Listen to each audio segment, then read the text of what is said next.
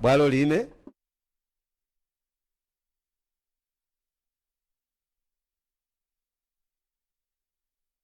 Tikale malamulo ndi omwe aja.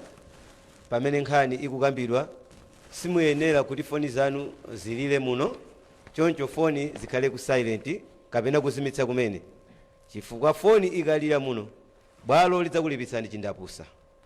Ziko. Will the parties stand up? Nonse mayi ndi bambo mutayimirira amene muli ndi nkhani imeneyi. This case had been adjourned after there was a request that you go for DNA test, including the daughter. Nkhani imeneyi inamba yayimitsidwa kaye mbuyomu kufikira kuti mutabweretsa zotsatira zenizeni zomwe zingapezeke kuti zichitire umboni pakati pa inu awiri komanso mukhudzidwa ndi mwana wamkazi. Was the DNA test undertaken? Kodi zinakachitika zokayezetsa ku chipatalazo? Kumpanda. Do you have the results, or that the medical person has been taken to this court as your witness to present the findings of the DNA test? Zotsatira zenizeni zokayezazo mwabwera nazo kapena pali wina wapambali amene wabweretsa kudzachitira umboni zimene zikuti apereke m'bwalo muno? Zabwera ndithu kumpanda. Is he available in court? Okay. Sit down. Let the medical person come into the box. Inu tikhale pasi amene aza kuchipatala amene mwabweretsa maumboniwo tikupemphani kuti muyimirire mubweretse maumboni anuwo mufikira muchitokosimo.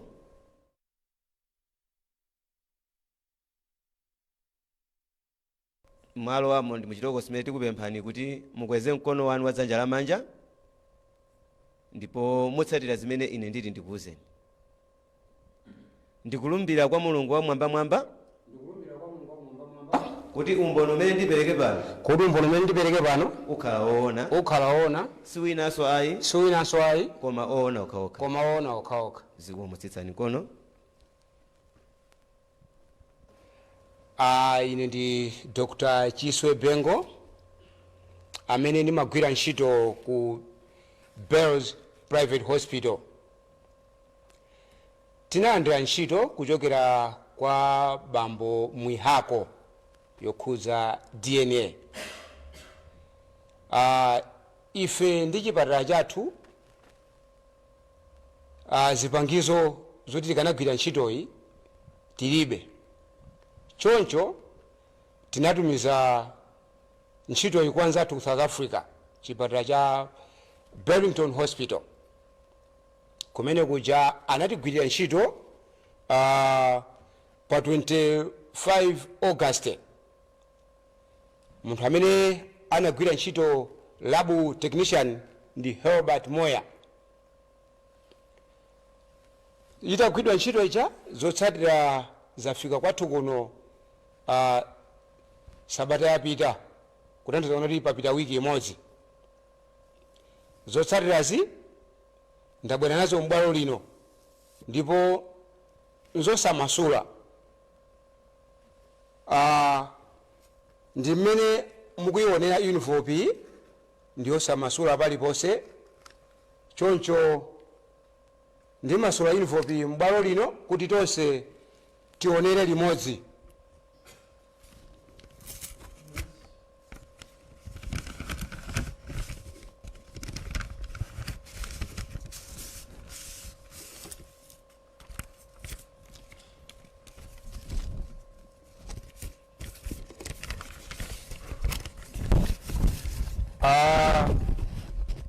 Zotsatira za DNA zili motere.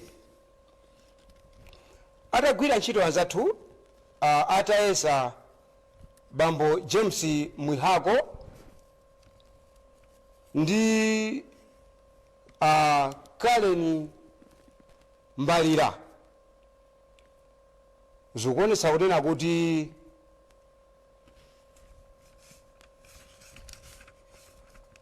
zotsatira za Karen Mbalira ndi zotsatira za bambo Mwihako nzofanana, zimene zikutanthauzira kunena kuti Karen Mbalira ndi mwana wa bambo James Mwihako. Ndikafika apa kumpando ntchito imene nabwera kuti ndidzagwire ndi imeneyi. Zikomo kwambiri. Do you wish to tender that document of the results as evidence in this matter? Muli okonzeka kuti chipepala chimenechi muchipereke m'bwalo muno ngati umboni?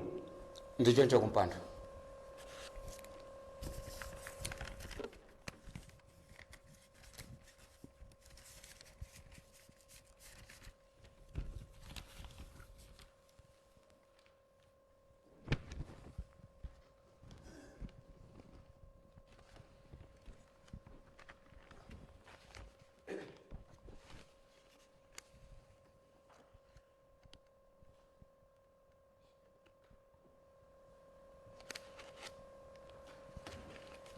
Tendered and marked as Exhibit CIV/74/2024/1.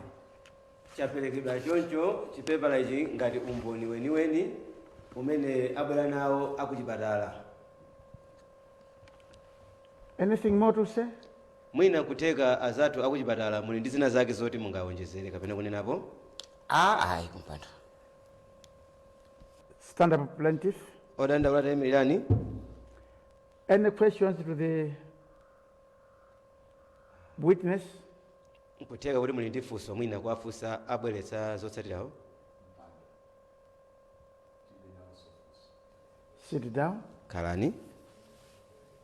Defendant, stand up. Inu odandaulidwa mlandu amene mukuyankha tayimirani.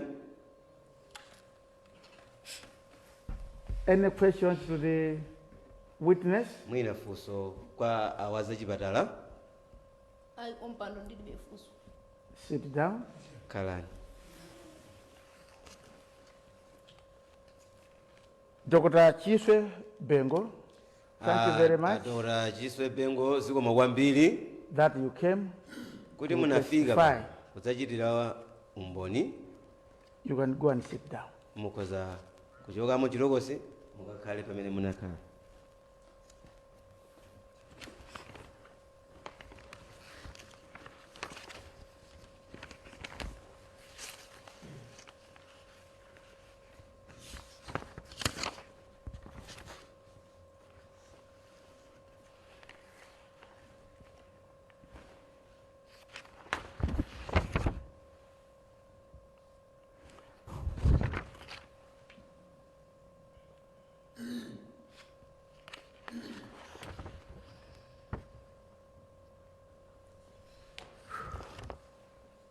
Stand up, both parties. Nonse tayimirani bambo ndi mayi.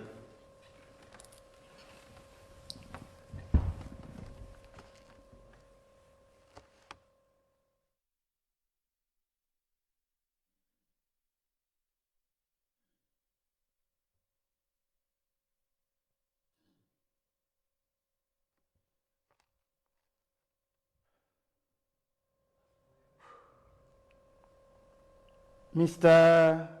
James Bambo James. Mwihako. Inu a James Mwihako.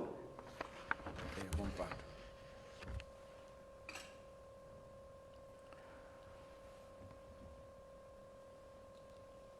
You have heard the results from the hospital. Zotsatira za kuchipatala mwaziva. Kumpando. This is after the DNA test was undertaken. Izi ndi zotsatira zomwe atakayeza DNA zimene zapezeka.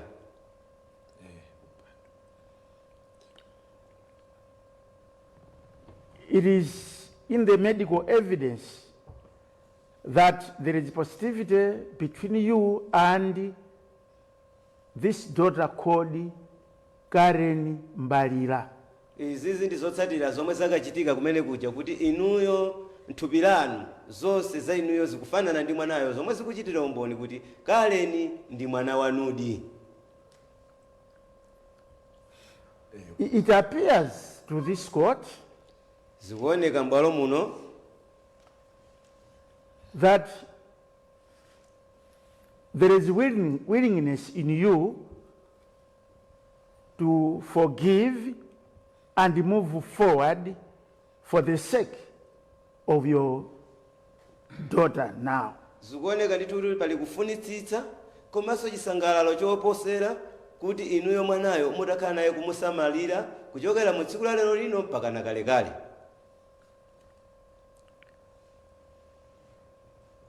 This court commends you for your wish of the well-being of this Karen. bwalo linonso choncho likuchitira ndithu kukupatsaniso kuthekera kuti ndi bwino lomwe mutakhala kuti mukutengapo gawo kumusamala mwana uyo amene ali Karen yemwe ali mwana wanu. This court now proceeds to make orders.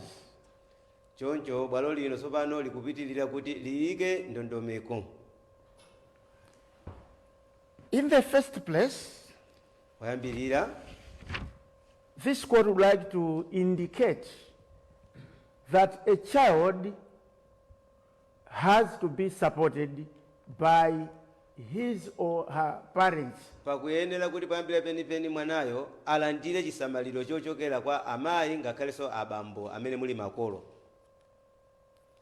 And the knowledge and the support of any child is good for the development of any child. kutereko kuti izi chinchitidwe ukuyenera kuti utachitika pa chisamalirochi kwa wina aliyense mwana amene ali. There is, however, one thing which this court has noted in this case, pali chimodzi chokha chimene bwalo lino laona mu mlandu umenewu that the defendant, kuti awa amene amayankha mulandu upon being ill-advised by her aunt lingakhale iwowa amatsogozedwa ndi azakhali awo in a wrong way, mu njira yolakwika to lie to you kuti akunamizeni inu amene mwadandaula that the pregnancy she had at your instance had been miscarried, kuti mimba imene anali nayo inapita pachabe. this was not true. sizinali zoona. Rather, she did not want her to either marry you or to let you support the child from the time of pregnancy inception. kuti mwina mu nthawi imeneyo akanatha kunena chilungamo kuti asamalire kapena mimba imene inalipo olo mwana amene anabadwa kuchokera mu nthawi imeneyo.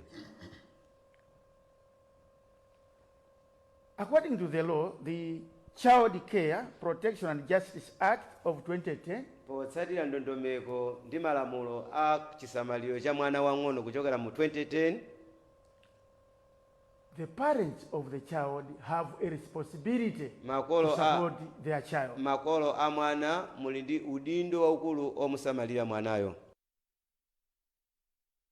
It appears that you were not supporting Karen zikuoneka kuti simumamusamala Karen because you didn't know that there was a daughter for you somewhere. chifukwa chakuti simumadziwa kuti kwina kwake kuli mwana wanu. The court would like to continue to and emphasize that children have the right to know their origins and benefit from support of both parents. bwalo panopa likunenetsa kunena kuti mwana wina aliyense ali ndi kuthekera kolandira chisamaliro kuchokera kwa mayi ngakhale bambo pa nthawi imene iye ali wang'ono.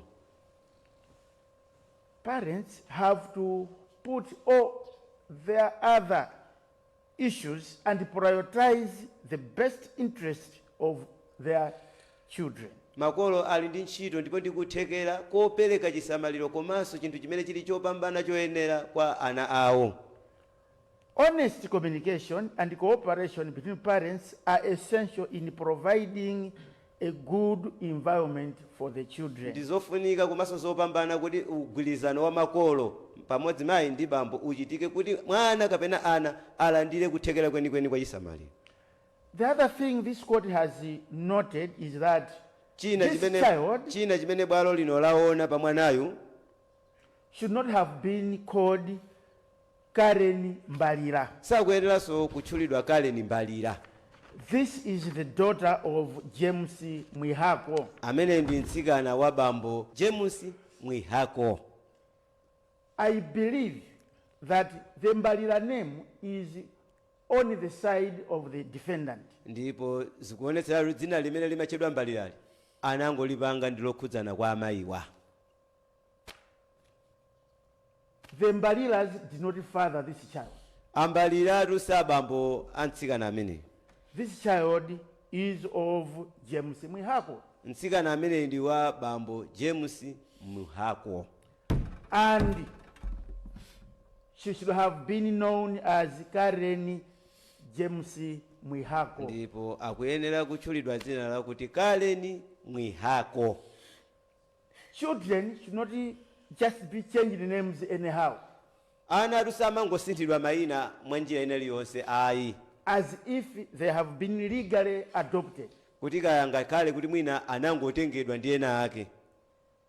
If somebody would want to change names of some children, ngati wina wake ali kuthekera kufuna kusintha dzina la ana kapena mwana, then an application should be made to the office of the president and the cabinet zikuyenera kuti izi zipempheredwe ku ofesi ya apresidenti for change of name kuti tikufuna kusintha dzina or limene names. kapena mayinawo. Just living and staying with a child, kungokhala atu ndi mwana mnyumba umacheza naye kapena kumakhala naye, that on its own is not a ticket to change the names of such a child. mwayi wowoka kumakhala naye mwana wawena wake kapena wina wake si chiphaso choti chakwanitsidwa kuti mwanayo musinthe dzina. Such a children should still continue using their names of the names of their biological parents, the fathers or grandparents. ana ndithu ena mwayiwo amayenera kukhala ndi kutchulidwa ndi dzina lenileni limene bamboyo anabereka mwanayo. In this case, mu nthawi ngati imeneyi Karen should have been known as Karen Mwihako, Karen ukuyenera kutchulidwa ndi kudziwika ndi dzina loti Karen Mwihako, not Mbalira. osatinso za Mbalira ayi. She is not a daughter of a brother to Juliet, ameneyu si mwana wa achimwene wawo of Juliet. wa a Juliet yo ayi. ameneyu ndi mwana wa a James Mwihako. This court would then advise choncho bwalo lino likupitirira kulangiza the plaintiff inu odandaula that because the DNA results are that you are the father to this daughter, chifukwa chakuti zotsatirazi zapangitsa ndi kutsimikizika kuti inuyo ndiye bambo wa mwanayo.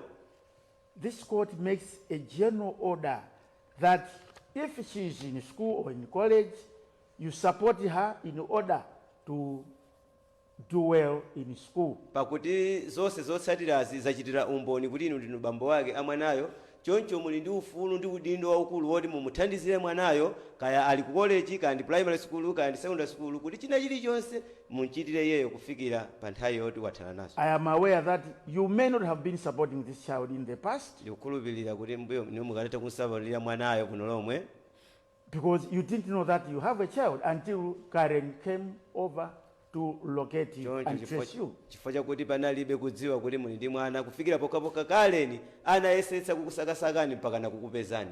Because she is of age now, potero chifukwa chakuti panopa akuoneka kuti ndi wansinkhu ndithu, she has the right to either live with you or her mother. ali ndi ufulu wosankha mu nthawi imeneyi kuti akhoza kumakakhala ndi mayi wake kapena bambonu. But both of you have got to support her koma nonsenu mukuyenera kuti muzimusapota mtsikanayo in everything possible muchina chilichonse chimene chingathekere kapena until such a time she will be independent. kufikira mu nthawi imene adzachoke nyumba mwanu ndi kupanga zodzimira pa yekha. That having been said, zimene zanenedwa apa, this court advises that if not in favor of the ruling or judgment, akutero kuti kulankhula kwa bwalo lino nkutheka kuti mwina chigamulo kapena kulangiza kumene kusiku naveke kwa inu, you have the right to appeal within 30 days. mukhoza kupita ku bwalo lina kukanena pasanapite masiku makumi atatu. But as said, this daughter is yours.